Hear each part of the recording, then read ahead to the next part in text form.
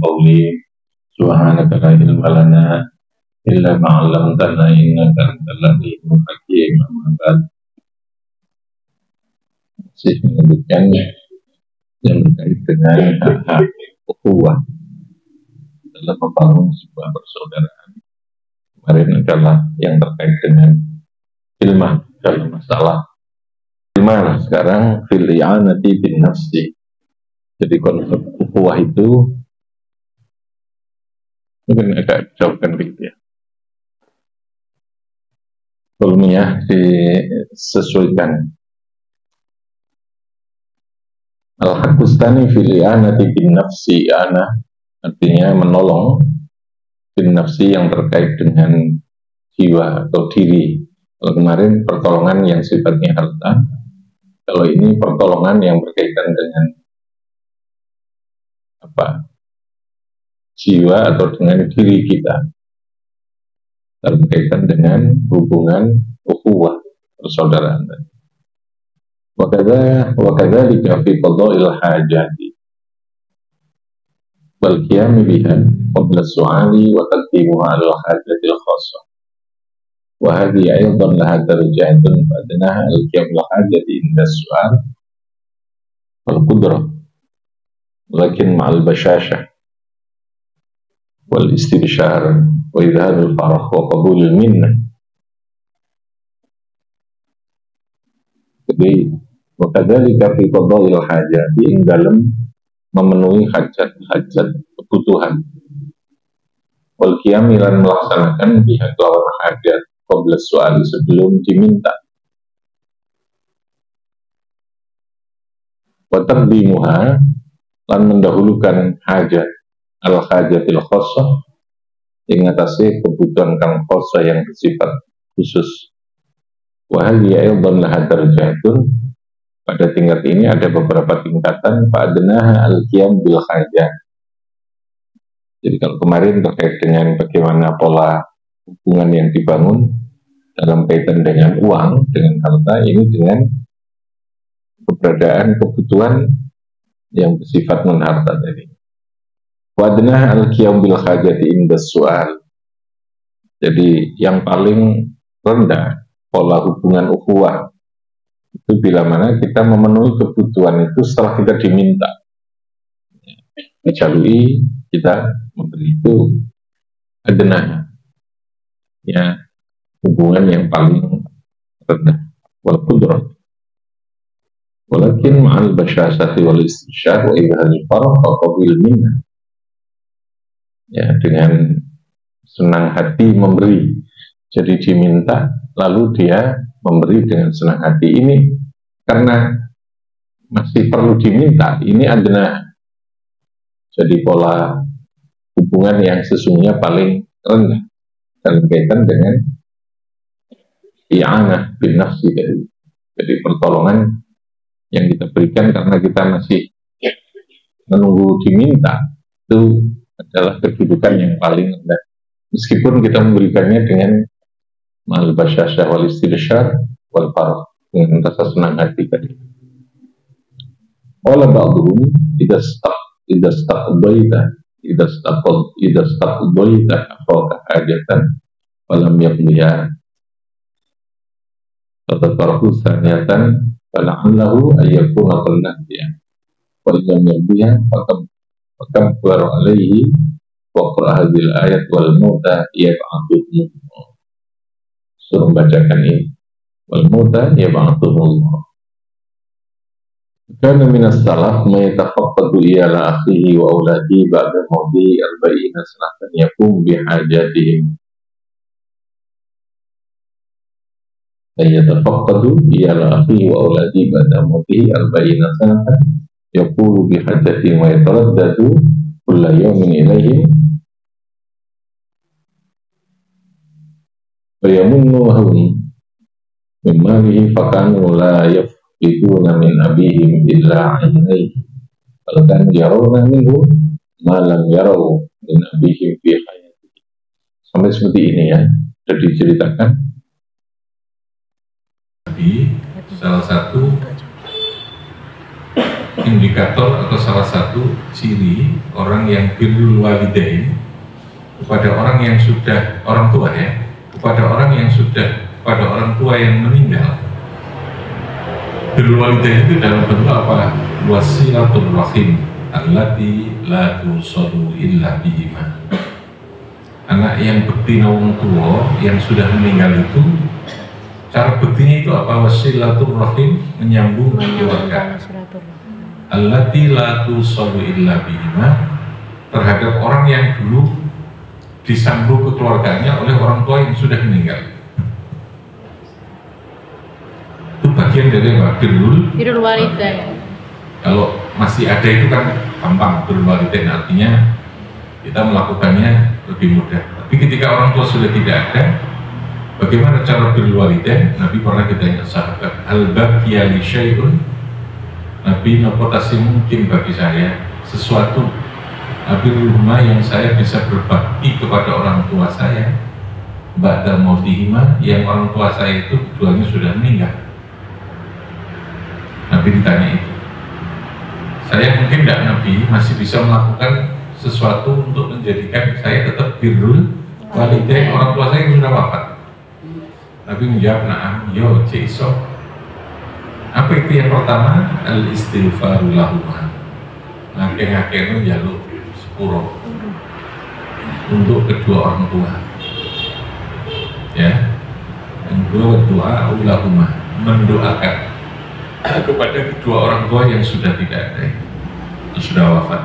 Yang ketiga, nah ini wasilatul rahim allati la tusallu illa bihima, sambungan itu kekeluargaan. Namanya wong sing biyen-biyen dadi kekeluargaan sing wis terbangun kekeluargaannya oleh kedua orang tua, nerusno kesambungan. Lalu yang keempat, wa infadul ahdihima, meneruskan apa sing dadi kebiasaan baik. Wong tua biasanya punya amalan sing dibiasaan kebaikan, seneng sedekah, seneng gawe ambeng, gue seneng silaturahmi, gue seneng salat tahajud, gue seneng maca Quran, gitu ya, gue seneng anak yatim. Kebaikan yang dulu menjadi sesuatu kebiasaan yang dilakukan orang tua yang sudah meninggal itu, nah awak kepingin tetap berwalidain terus, no. Ya, itu cara apa? Birrul walidain pada apa? Orang tua yang sudah meninggal. Nah, birrul walidain itu menjadi faktor untuk sebuah kesuksesan dalam hidup, baik ketika orang tua masih ada maupun sudah meninggal ya. Sebaliknya uququl walidain, wong sing lali nomone wong tuane, ora bekti wong tua, gak tau dongan wong tuane yang sudah meninggal, itu potensinya kebalikannya, hidupnya akan tidak baik-baik saja, hidupnya akan bisa timbul banyak problem, banyak masalah. Namanya apa? Uququl walidain. Apa namanya? Uququl walidain. Makanya kemudian bukan berarti putusnya satu amalan atau ibadah birrul walidain ya, yang bisa kita lakukan tapi terus bisa menyambungkan. Termasuk tadi itu ya, wasilaturrahim. Sedapat yang jadi orang tua dulu kan punya banyak orang-orang yang dekat ya, jadi keluarganya sing berdatangan gitu ya, itu terus disambung, sambung orang sing masih ada atau kepada anaknya. Itu cara birrul walidain kepada orang tua yang sudah meninggal. Silaturahim allati la tusallu illa. Sama dengan ini, ukhuwah, persaudaraan itu bangunannya itu sampai melekat seperti itu. Kita bisa membayangkan andai kata model ukhuwah itu bisa terbentuk, maka saya kira problem sosial itu menjadi sangat kecil sekali. Ya, apakah itu problem ekonomi gitu ya, kesulitan secara ekonomi, problem persatuan, problem apa, ikatan saling membantu, saling menolong, itu selesai. Ya, meskipun enggak, oke lah, enggak sampai setingkat itu yang adena saja. yang paling rendah saja kita ambil, kayak kemarin itu ya, adena dalam hubungan harta itu. Sehingga kalau ikatan persaudaraan itu ikatannya adalah keimanan, agama, ya bangunannya, maka itu tentu jauh lebih kuat, karena sing ngongkon itu Gusti Allah, gitu ya, yang nyuruh itu Gusti Allah. Kita ini kan problemnya ngomong mari kita membangun persaudaraan, mengikatkan ikatan persatuan ya, tapi kondisi sosial kita tidak kita bangun yang bisa mewujudkan itu kan ya cuma orang tahu berkunjung, orang tahu silaturahmi, orang ngerti tombol, gimana kita bisa buat? Kan tidak bisa. Kita tidak bisa membangun, kita sudah terlalu dibuat jarak yang mestinya mendekatkan tapi malah menjauhkan secara fisik, karena dengan adanya media sosial ya. Akhirnya orang hanya menduga, hanya melihat dari jarak jauh, apalagi hanya dari katanya, dari berita, dari ini dan seterusnya. Itu saja nih sangat rentan sekali. Orang dulu menerjemahkan ini kan sangat simpel, megengan, maluman, atur-atur ya. Itu batas minimal saja. Ambeng-ambengan, makannya itu tidak pakai kotaan. Itu sudah menggeser nilai terhadap adanya ukhuwah itu. Kemudian itu ya ambeng-ambengan ini dimakan di tempat. Sisanya itu yang baru dibungkus bersama. Nah, saya kan enggak. Logikanya logika praktis, simpel. Tapi itu menghilangkan apa? Tradisi. Bukan, menghilangkan kekuatan ini. Pola hubungannya lalu menjadi renggang. Gitu. Ambeng itu lalu menjadi sesuatu yang tidak ada makna. Gitu. Saya kira mungkin jarang juga. Mesti apa istilahnya? Contohnya barang mesti ini. Karena mungkin alasan higienis, kesehatan macam-macam. Ya mungkin sehat fisik ya, tapi hati ini orang sehat. Pola hubungannya tidak sehat. Sesungguhnya itu punya makna semua. Biar itu kan godong. Godong itu tujuannya bar, kan mungkin nggak habis perkiraannya makan karena sebenarnya kayak di panggung saat ini mesti orang sisoni itu boleh dibagi. Meskipun sih dibagi itu mungkin kita nggak selera kan ini ya. Tapi itu kan nyeneng no, komunis gue omah gitu. Ya nyeneng no tapi ya jangan teman-teman tapi ya. Malah itu tidak ngerti. Sebenarnya itu semuanya punya makna. Terus kemudian ambeng-ambeng baru. Sebenarnya itu kan penerjemahan pada konsep agama yang seperti ini tadi, gitu loh ya. Sekarang kita bagaimana mungkin bicara tentang persatuan kalau dengan toh nggak pernah ketemu, semuanya sudah serba repot gitu ya. Ketemu ini paling dengan medsos, mengirim gambarnya juga gambar sudah makan di warung gitu kan, gitu ya. Sudah pamer ini, saya punya ini dan seterusnya, kata mama kalau gitu ya. Dia kan ada rumah itu pagar kayak begini, hampir tidak ada pagar begini ya. Cici ya kayak sebagai pagar. Dia nomor kan nggak curiga. Rumah itu masih pagar gede kan sungkan di situ. Sungkan. Ya, perasaannya wong tidak ngerti, rusuli gitu ya, ngerti repot ya, ngerti ini. Ya sesungguhnya kode dene kalau kita lihat. Bangunannya itu mestinya bangunan sosial terus dikelirkan, lalu kemudian kita nggak repot dengan aspek-aspeknya. Yang kode api itu kan nggak perlu kita repot-repot, bahkan mungkin sepeda motor nggak perlu dimasukkan ke dalam rumah, bahkan mungkin kambing nggak perlu kita bikinkan kandang, dia dilepas, tidak akan hilang. Saya masih menangi di daerah tertentu dulu, orang yang kambing itu tidak ada kandangnya, dilepas sudah, mau tambah, mau di sawah, terus golek-golek main ini. Ya orang masih ngomong, ya orang masih gigit. Saya itu ini kubur tenang. Jadi mana sesungguhnya kode salah yang saya lihat. Kita sudah mencurigai orang, kita juga tidak peduli dengan orang. Akibatnya orang itu berpikirnya wong iki suki lan medit, tak ciki ae. Sama sing salah. Kode dene ya. Kode dene. Sing iki ngerasa mangkel dengan cara yang tidak benar mengambil. Dia itu tidak ada. Rumah itu bahkan mungkin jarang lah itu dikunci atau apa itu malu. Daerah-daerah tertentu masih ada saat ini. Ya kemarin waktu saya di KN itu dulu jadi dalam di rumah bengi di luar itu nggak ada hilang, nggak ada kehilangan. Daerah sana itu masih sangat aman. di sekitar daerah Penajam. Saya tanya, oh tidak Joko, oh teman buatan akan maling. Oke ini zaman kalau mau Joko, ya menjuru rumah itu cukup digawa kan, ya istilah CCTV jadi gawa ya. Jadi artinya begini, kita seringkali menyalahkan orang yang melakukan kejahatan, yang seringkali kita itu ya. Tapi kita tidak melihat sesungguhnya ada sesuatu yang menjadi penyebab dia berbuat jahat.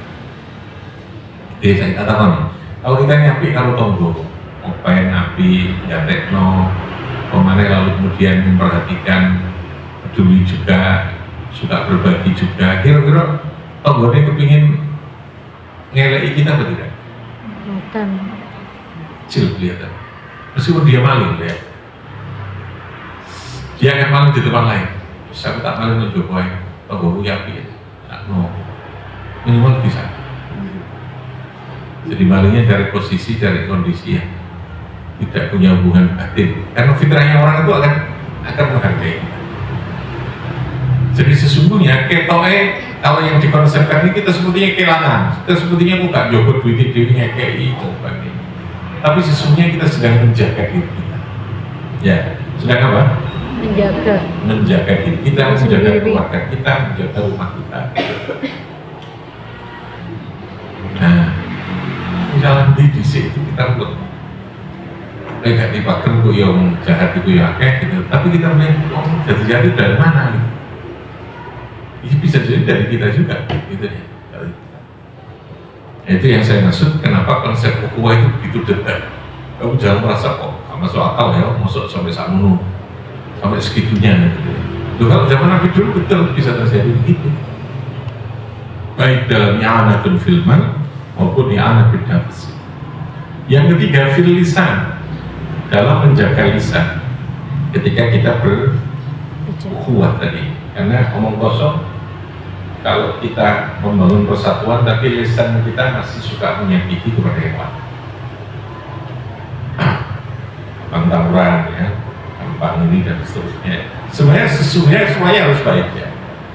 Anak pelajar itu tawuran karena mungkin tidak benar dalam proses pendidikan, baik dari aspek proses yang menyangkut tentang pembelajaran, kondisi, perlakuan, gitu ya. Jadi akumulasi dari sebuah kekecewaan, dari sebuah ketidaknyamanan, itu lalu bagi anak memunculkan sikap-sikap destruktif. Orang kalau nyaman dan cocok, rasa dia itu seneng, rasa dia itu sudah mendapatkan penghargaan, kira-kira nek anak diperlakukan begitu itu saja ini potensi untuk ingin berbuat tidak benar itu kan kecil, gitu ya. Tapi anak yang lahir dari sebuah tekanan, baik itu sengaja apa tidak, dari situasi yang tidak nyaman, maka potensi untuk melakukan tindakan yang bersifat menyimpang itu sangat besar. Paham ya? Makanya kalau Anda ingin memperbaiki seseorang, mengendalikan seseorang, jangan bernafsu untuk mengatur dan memberikan sanksi, tapi berikan kebaikan-kebaikan yang sebesar-besar. Kendalikan orang dengan kebaikan, bukan dengan aturan, dengan sanksi. Ya. Bojomu mendino kayak kopi dan goreng omah ya. Kira-kira kepingin kopi mencoba orang? Asik. Kalau ini berarti tidak ada pengennya. Di rumah harus ada komunikasi, bukan hanya kopinya, ya kopi terus ditinggal. Ngomong ya butuh ngomong bersihnya, gitu ya. Yang menyenangkan, jangan ngomong tapi kuno debat terus kalau terus kayak dalil terus pola tak kemana yang benar. Artinya conditioning itu penting ya. Berikan kebaikan yang sebaik-baiknya, orang akan menjadi tahu karena sebuah kebaikan. Kalau dengan sebuah tekanan, orang akan cenderung melakukan yang namanya perlawanan. Jadi sekali usul memaksa orang dengan, kalaupun memaksa orang kebaikan itu tetap kebaikan itu dalam batas memaksanya terukur, gitu maksud saya. Tetap itu untuk mendorong dia merasa, oh dengan ini saya lebih nyaman kok, gitu ya. Jadi aturan itu tidak menjadikan dia menjadi tersiksa seperti itu. Jadi saya katakan gesekan konflik problem sosial itu ya karena persoalan-persoalan yang tidak berdiri sendiri. Ada situasi yang menyulut lalu kemudian memberikan situasi yang orang melakukan tindakan-tindakan seperti itu. Faktornya menjadi kompleks. Oke, sekarang filisan. Wadzalika bisukuti marratan wa binutqi ukhra. Jadi kalau kita berkawan itu ya harus mengukur kapan harus bicara, kapan diam. Diam terus ya rapi, ngomong terus ya rapi. Ada saatnya kapan kita harus berbicara, ada saatnya kapan kita harus diam, ada saatnya kita harus bergurau, gitu ya. Amma sukutu fa huwa yaskutu an dzikrul yubihi. Yang Anda harus diam adalah tidak mengungkapkan terhadap keburukan-keburukan fi ghaibatihi wa khadratihi. Bal yatajahadu anhu, Anda merasa tidak tahu dengan uyubnya itu. Wa yaskutu an raddi alaihi fi ma yatakallamu bihi wa la yusbimarihi wa la yunaqisuhu wa yaskutu an tajassus wa su'ali an akhwalihi. Rekomendasinya itu ya, jangan terlalu kita masuk pada sesuatu yang menjadi privasi dia, gitu ya. Meskipun berkawan dengan begitu dekat, tetapi tetap bahwa di situ ada hubungan, ada hal-hal yang bersifat sangat privasi atau pribadi, itu tidak usah masuk. Tajassus wasu'an wa idha'u fi tariqin al-hadatin lam yufatihu bi dzikri gharadihi min masdari wa mawridihi wa la yas'alu rubbama yasqamu alaihi dzikruhu. Jadi tidak perlu bertanya yang terlalu detail karena itu bisa jadi akan membebani kepada dia itu. Oke, nah, itu gambaran bagaimana bangunan ukhuwah tadi yang dibangun dalam posisi yang kedua, yaitu menjaga lisan untuk tidak berlebihan, ya, tidak terlalu sok kepingin tahu, tapi juga jangan terlalu cuek atau nggak mau tahu, itu juga tidak baik, ya. Tetap dalam porsi yang proporsional tadi ya. Porsi itu ukuran yang bersifat proporsional. Kapan saatnya harus berbicara, kapan saatnya harus diam, kapan saatnya kita harus terlibat di dalam persoalan-persoalan yang ada pada saudara kita. Oke, silahkan kalau ada yang perlu disampaikan yang terkait dengan dua hal tadi. Oke, silakan. Ini masih konsep dalam membangun persaudaraan.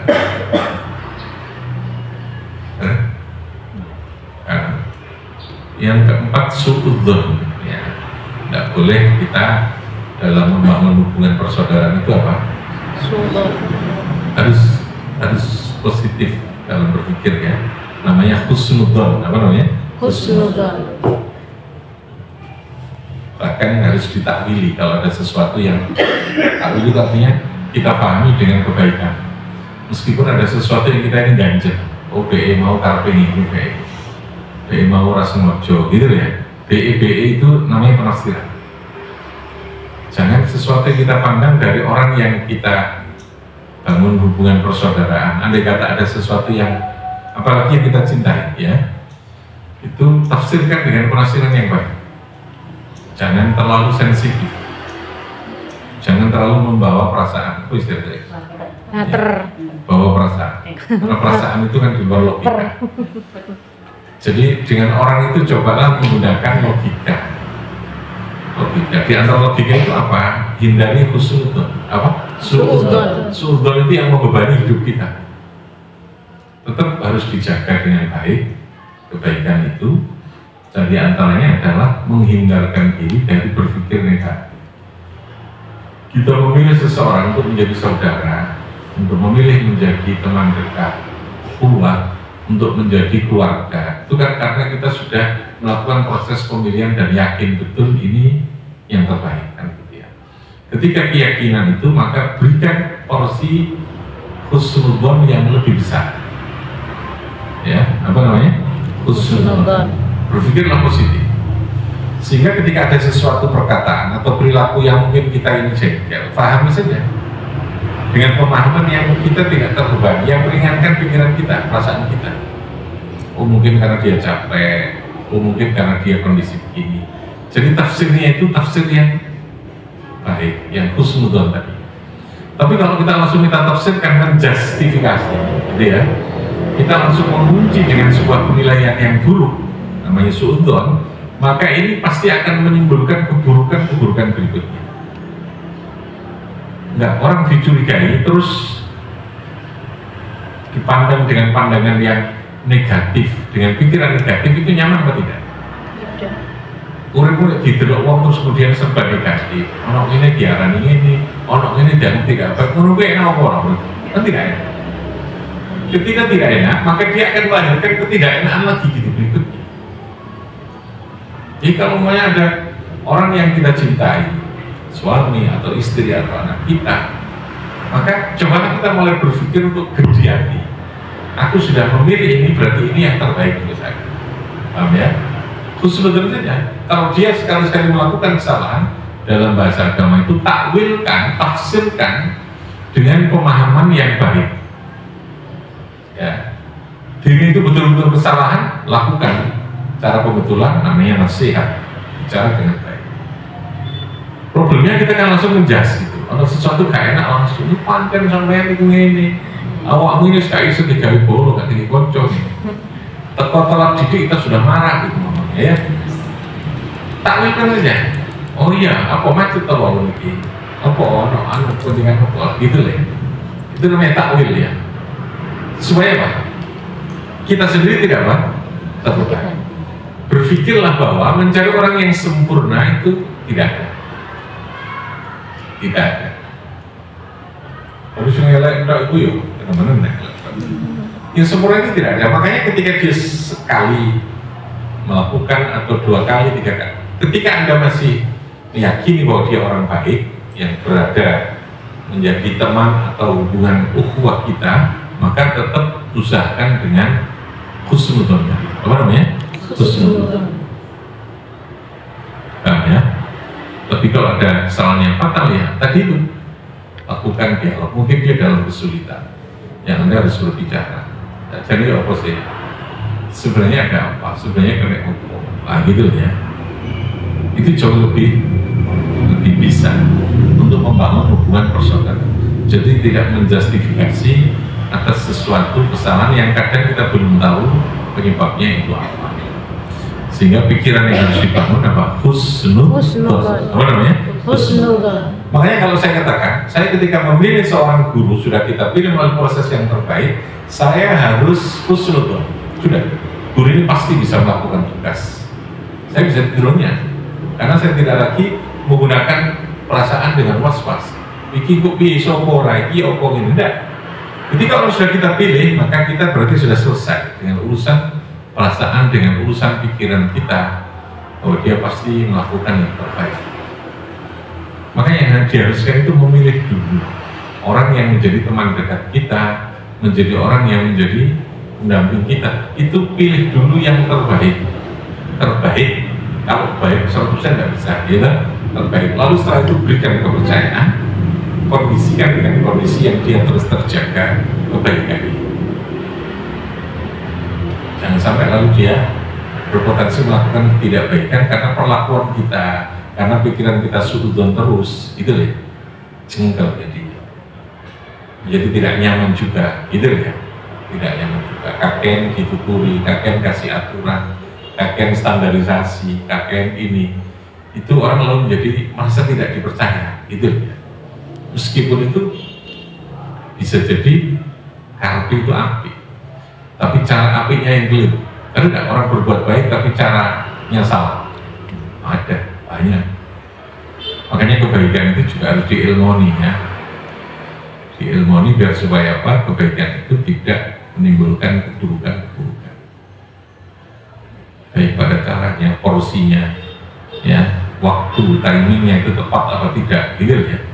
Kebaikan itu harus tetap diilmoni, bukan baik-baik.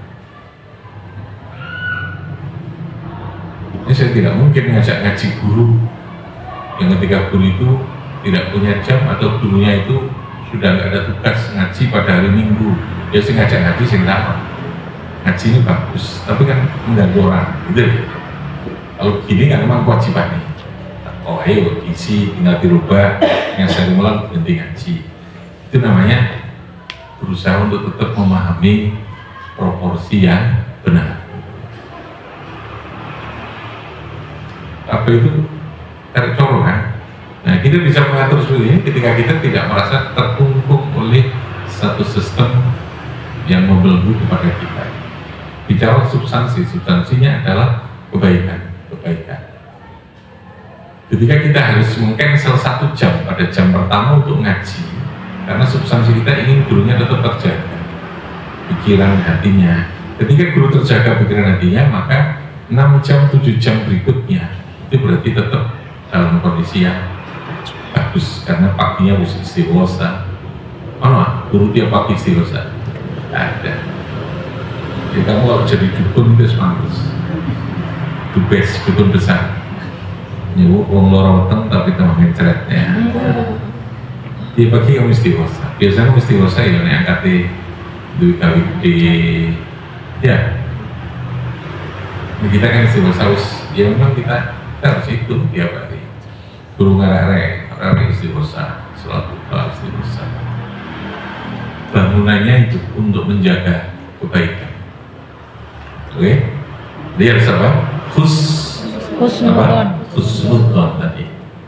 Jadi yang pertama, bangunan ukhuwah itu tadi sepertinya tidak ada sekat batas yang menyangkut tentang persoalan kita menolong, membantu, harta. Yang ketiga termasuk bagaimana kita terus membangun pikiran yang positif dengan orang-orang yang dekat dengan kita.